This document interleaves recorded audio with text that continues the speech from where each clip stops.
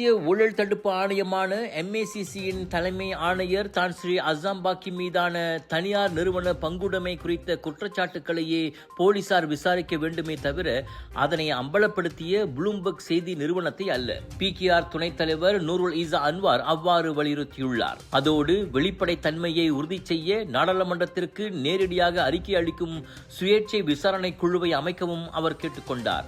அசாம்பாக்கி முன்பு ஒரு பொது பட்டியலிடப்பட்ட நிறுவனத்தில் 17.7 மில்லியன் பங்குகளை வைத்திருந்ததாக வெளியான தகவல்கள் அரசாங்க அதிகாரிகளுக்கான விதிமுறைகள் மீறப்பட்டிருக்கலாம் என்ற சந்தேகத்தை எழுப்பியுள்ளது. இந்த குற்றச்சாட்டுக்களை அசாம்பாக்கி திட்டவட்டமாக மறுத்துள்ளார். அவதூறு பரப்பியதாக கூறி ப்ளூம்பர்க் மீது சட்ட நடவடிக்கை எடுப்பதாகவும் அறிவித்துள்ளார். இந்த விவகாரம் நாடு முழுவதும் விவாதத்தை ஏற்படுத்தியுள்ளது. சோகோவில் கடந்த வாரம் எதிர்ப்பு பேரணியும் நடத்தப்பட்டது. அதனை விசாரிக்க அமைச்சரவை உத்தரவின் பேரில் தேசிய சட்டத்துறை தலைவர் தலைமையில் சிறப்பு பணிக்குழு அமைக்கப்பட்டுள்ளது. அதே சமயம் ப்ளூம்பர்க் மீது புக்கிட் அமான் விசாரணை நடத்துவதாக அறிவித்த நிலையில் பிரதமரின் மகளுமான நூருல் ஈசா இக்கோரிக்கையை வலியுறுத்தியுள்ளார். கலர்ஸ் ஆஃப் இந்தியா பிரம்மாண்டத்தின் உச்சக்கட்டம் சவுதர்ன் இன்டர்நேஷனல் இந்தியன் எக்ஸ்போ தாசி சென்ட்ரல் ஸ்கூடாய் ஜோஹர் பாருவில் 13 பிப்ரவரி தொடங்கி 22 பிப்ரவரி வரை உங்கள் வீட்டுக்கு தேவையான அனைத்து விதமான பொருட்கள், ஆடை ஆபரணங்கள், அலங்கார பொருட்கள், பூஜை மேடைகள், உணவு திருவிழா என களை கட்ட போகுது. குடும்பத்தோட வாங்க, மகிழ்ச்சியா போவீங்க. 80% விழுக்காடும் காத்துக்கிட்டு இருக்கு. மறந்துடாதீங்க, சவுதர்ன் இன்டர்நேஷனல் இந்தியன் எக்ஸ்போ இவ்வாண்டின் மாபெரும் expo. Big sale, big discount.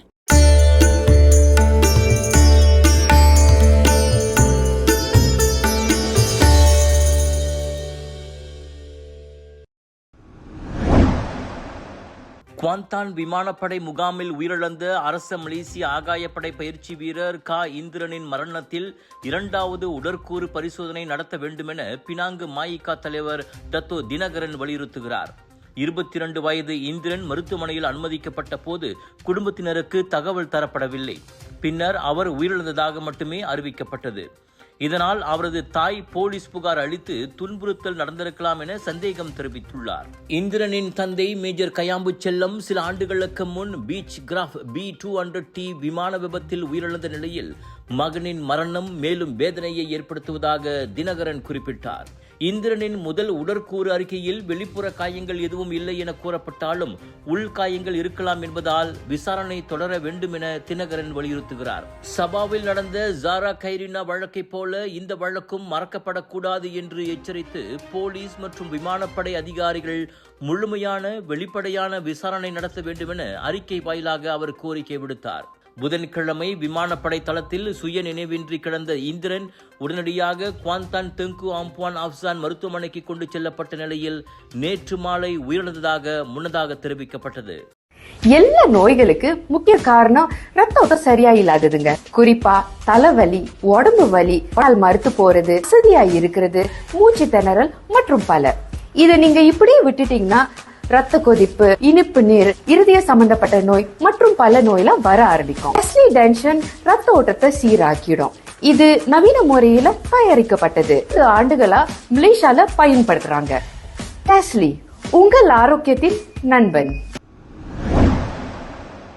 அவதூறு தொடர்பில் சமூக ஊடக பிரபலமும் பாடகருமான கேப்ரிஸ் மீதான சட்ட நடவடிக்கையில் தேவைப்பட்டால் அரசாங்கத்தின் மீதே வழக்கு தொடருவேன் என பொருளாதார முன்னாள் அமைச்சர் டத்தோ ஸ்ரீ ரஃபீசி ரம்லி எச்சரித்துள்ளார். கேப்ரிஸ் தேசிய முக்கிய திட்டங்கள், குறிப்பாக செமிகண்டக்டர் ஒத்துழைப்பு மற்றும் சூரிய சக்தி திட்டத்துடன் தொடர்புடைய ஊழல் குற்றச்சாட்டுக்களை ரஃபீசி மீது வெளியிட்டிருந்தார். இந்த குற்றச்சாட்டுக்களை ரஃபீசி திட்டவட்டமாக மறுத்து அவை வெறும் கட்டுக்கதை மற்றும் தனது கண்ணிய சிதைக்கும் நோக்கத்துடன் செய்யப்பட்டவை என்று கூறினார். எனவே அவதூறு பரப்பியதற்காக கேப்ரிஸ் பகிரங்க மன்னிப்பு கேட்க வேண்டும், இல்லையெனில் சட்ட நடவடிக்கை தொடரப்படும் என்றும் அவர் எச்சரித்தார். இந்த வழக்கை நீதிமன்றத்தில் முன்னெடுக்க அரசாங்கத்தையே சட்ட ரீதியாக எதிர்கொள்ளவும் தயங்க மாட்டேன் என நேற்றைய யங் பர்ஹந்தி மந்திரி பாட்காஸ்ட் பேட்டியில் அவர் கூறினார். ரஃபீசியின் சொந்த நிறுவனமான இன்வோக் சொல்யூஷன்ஸ் சென்ட்ரியன் பர்ஹாட்டின் பங்குதாரரும் வர்த்தகருமான ஒரு நபருக்கு ரஃபீசி பொருளாதார அமைச்சராக இருந்தபோது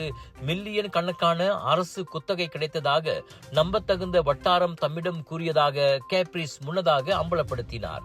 அன்றிலிருந்து இருவரும் சமூக ஊடகங்களில் மாறி மாறி தாக்குதல் நடத்தி வருகின்றனர். கேப்ரிஸ் ரஃபீசி இடையில் சமூக ஊடகத்தில் தொடங்கிய இந்த தகராறு தற்போது நீதிமன்றத்தை நோக்கிய முக்கிய சட்ட போராட்டமாக மாறும் வாய்ப்புள்ளது. புது தோற்றத்துடன் வந்துவிட்டது சாரதா டெக்ஸ்டைல்ஸ். பல டிசைன்களில் அனைவருக்குமான வண்ண வண்ண ஆடைகள். பிரிக்ஃபீல்ட் சென்ட்ரல் ஸ்ட்ரீட்டில் புது கிளை. உடனே வாங்க, பிடிச்சத வாங்கிட்டு போங்க.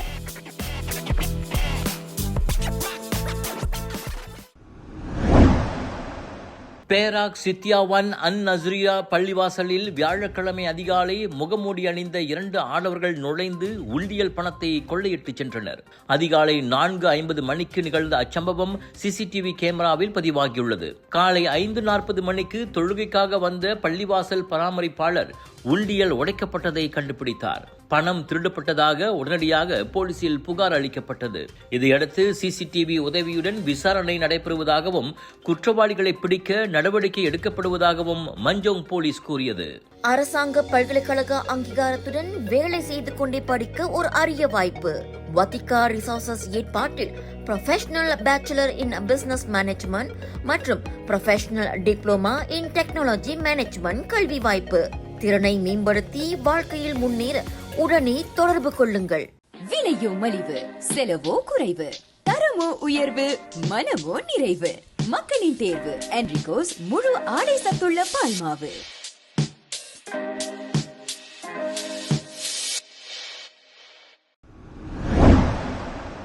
நாட்டில் 13 வயது மாணவர்கள் கூட செயற்கை போதைப் பொருளில் சிக்கி வருவதாக அதிர்ச்சி தகவல் வெளியாகியுள்ளது. 2024 மட்டும் 95,000 பள்ளி மாணவர்கள் போதைப் பொருள் பயன்படுத்தியதாக AADK எனப்படும் தேசிய போதைப் பொருள் தடுப்பு நிறுவனத்தின் தரவு தெரிவிக்கிறது.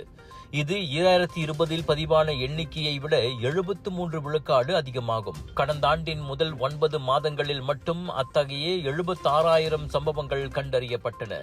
அதிகம் பாதிக்கப்பட்டவர்கள் 16 முதல் 17 வயது மாணவர்கள். அடுத்ததாக 13 முதல் 15 வயது மாணவர்களும் அதிகமாக சிக்கியுள்ளனர். ஷாபு, பில் கூடா, யாபா, எக்ஸ்தசி போன்ற செயற்கை போதைப் பொருள்களும் எரிமின் 5, APO 5, டோர்மிக்கம் போன்ற மனநோய் மருந்துகளும் அதிகம் பயன்படுத்தப்படுகின்றன.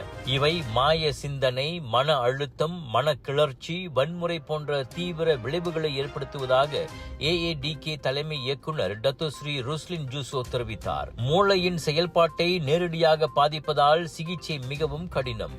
ஓபியாய்ட் போதைப் பொருளுக்காவது மாற்று மருந்துகள் உள்ளன, ஆனால் செயற்கை போதைப் பொருளுக்கு மருந்து மாற்று இல்லை. பாதிக்கப்பட்டவர்கள் அதிலிருந்து மீள்வது குடும்ப ஆதரவு, ஆலோசனை, சமூக சிகிச்சை மூலம் மட்டுமே என அவர் கூறினார். இது குற்றம் மட்டுமல்ல, பொது சுகாதார அவசர நிலை என எச்சரித்த ருஸ்லின் உடனடி விழிப்புணர்வு பிரச்சாரங்கள், ஆரம்ப தலையீடுகள் அவசியம் என வலியுறுத்தினார். சமையலுக்கு நேரம் இல்லையா? இதோ செஃப் ஈஜி ப்ராடக்ட்ஸ். சைவமும் அசைவமும் சூடு செய்து சாப்பிட தயாரான வீட்டு சுவை. ரூம் டெம்பரேச்சரில் பாதுகாப்பாக வைக்கும் நம்பகமான உணவு. எந்த ரசாயனமும் இல்லை, எந்த பதப்படுத்தும் மருந்தும் இல்லை. ஷாப்பி, லசாடா, டிக்டாக் எங்களின் அதிகாரப்பூர்வ அகப்பக்கத்தில் இன்றை வாங்குங்கள். செஃப் ஈஜி ப்ராடக்ட்ஸ், வீட்டு சுவை உங்கள் ஓட்டத்தில்.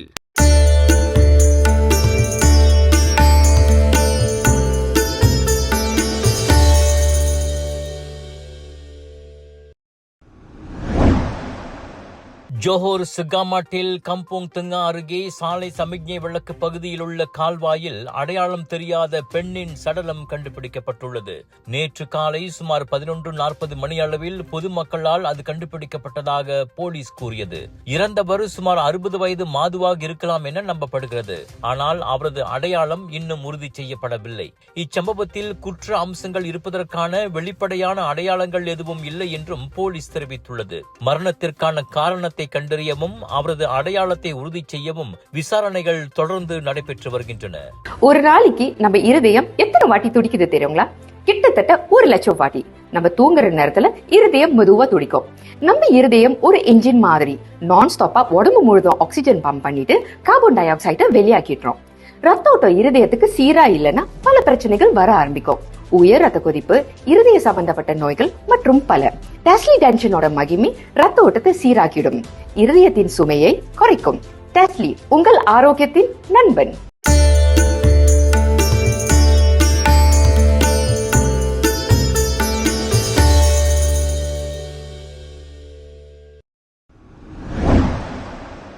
அதிபர் டொனால்ட் ட்ரம்ப் விதித்த இறக்குமதி வரிகள் சட்டவிரோதமானவை என அமெரிக்க உச்ச நீதிமன்றம் அதிரடி தீர்ப்பை வழங்கியுள்ளது. அமெரிக்காவின் அனைத்துலக அவசர பொருளாதார அதிகார சட்டத்தின் கீழ் உலக நாடுகள் மீது இறக்குமதி வரிகளை விதிப்பதற்கு ட்ரம்புக்கு எந்த அதிகாரமும் கிடையாது. எனவே அவர் விதித்துள்ள வரிகள் செல்லாது என்ற நீதிமன்றத்தின் அறிவிப்பு பரபரப்பை ஏற்படுத்தியுள்ளது. அதிபருக்கான அதிகாரத்தை மீறி ஒன்றுமில்லை என்ற அளவுக்கு ட்ரம்ப் செயல்பட்டு வருவதாகவும் நீதிமன்றம் சாடியது. கடந்த ஆண்டு மீண்டும் பதவிக்கு வந்ததிலிருந்து உலக நாடுகளை பணிய வைக்கவும், பேச்சுவார்த்தைகளை நடத்தவும், ஒத்துழைப்புகளை பெறவும் ட்ரம்ப் தன்னிச்சையாக வர்த்தக வரிகளை விதித்து வந்தார். இதனால் அமெரிக்காவுடன் வர்த்தகம் செய்து வந்த மலேசியா உள்ளிட்ட பல்வேறு நாடுகள் கடுமையாக பாதிக்கப்பட்டன. எனினும் முக்கியத்துவம் வாய்ந்த இந்த தீர்ப்பு $200 பில்லியன் மேல் வசூலிக்கப்பட்ட வரிகளை கேள்விக்குறியாக்குவதால் ட்ரம்ப் நிர்வாகத்துக்கு விழுந்த மரண அடியாக பார்க்கப்படுகிறது. ஆனால் வழக்கம் போல் ட்ரம்ப் அசருவதாக தெரியவில்லை. உச்ச நீதிமன்றத்தின் தீர்ப்பை அவமானம் என கண்டித்து தன்னிடம் மாற்று திட்டம் இருப்பதாக அவர் கூறியுள்ளார். அதோடு நீதிபதிகள் தேசப்பற்று மற்றும் விசுவாசமற்றவர்களாக இருப்பதாகவும் குற்றம் சாட்டினார். இந்நிலையில் வெள்ளை மாளிகையின் அடுத்த கட்ட நகர்வு என்னவாக இருக்கும் என்ற ஆர்வம் அதிகரித்துள்ளது. ஜோர் சிங்கப்பூர் மக்களே, கலர்ஸ் ஆஃப் இந்தியா பிக் இந்தியாவோடு இணைந்து வழங்கும் சவுதர்ன் இன்டர்நேஷனல் இந்தியன் எக்ஸ்போ பிரம்மாண்டமான தொடக்கம், கோலாகலமான கொண்டாட்டம், புத்தம் புதிய லேட்டஸ்ட் டிசைன்கள் வந்து குவிந்திருக்கும். அனைத்தும் நீங்கள் ஷாப்பிங் செய்ய Punjabi suits, saris, kurta, kurtis, boutique collection என அனைத்தும் உண்டு. வைரல் ஃபுட் ஃபெஸ்டிவலில் 100க்கும் அதிகமான வைரல் ஃபுட், ஒவ்வொரு நாளும் உங்கள் ஃபேவரட் ஆர்டிஸ்ட். இவை அனைத்தும் தாசிக் சென்ட்ரல் ஸ்கூடாய் ஜோஹர் பாருவில் இப்பொழுது தொடங்கியாச்சு. 22 பிப்ரவரி வரை.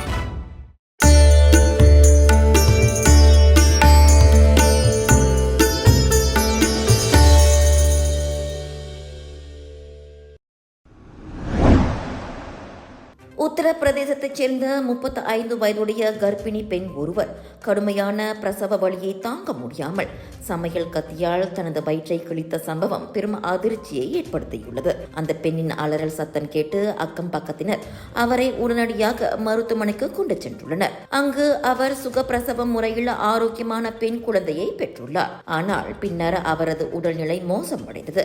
மருத்துவர்கள் பரிசோதித்த போது ஆழமான வயிற்றுக்காயம், குடல் வெளிப்பாடு மற்றும் அதிக இரத்த இழப்பு இருப்பது கண்டறியப்பட்டது. தொடர்ந்து மேல் சிகிச்சைக்காக அந்த பெண்ணை மற்றொரு மருத்துவமனைக்கு மருத்துவர்கள் அனுப்பி வைத்துள்ளனர். அவரது கணவர் 6 மாதங்களுக்கு முன்பு இறந்த நிலையில் அவர் தனியாக வசித்து வந்ததாக அக்கம் பக்கத்தினர் தெரிவித்தனர். சம்பவம் குறித்து மேல் விசாரணையும் தொடர்ந்து நடைபெற்று வருகிறது.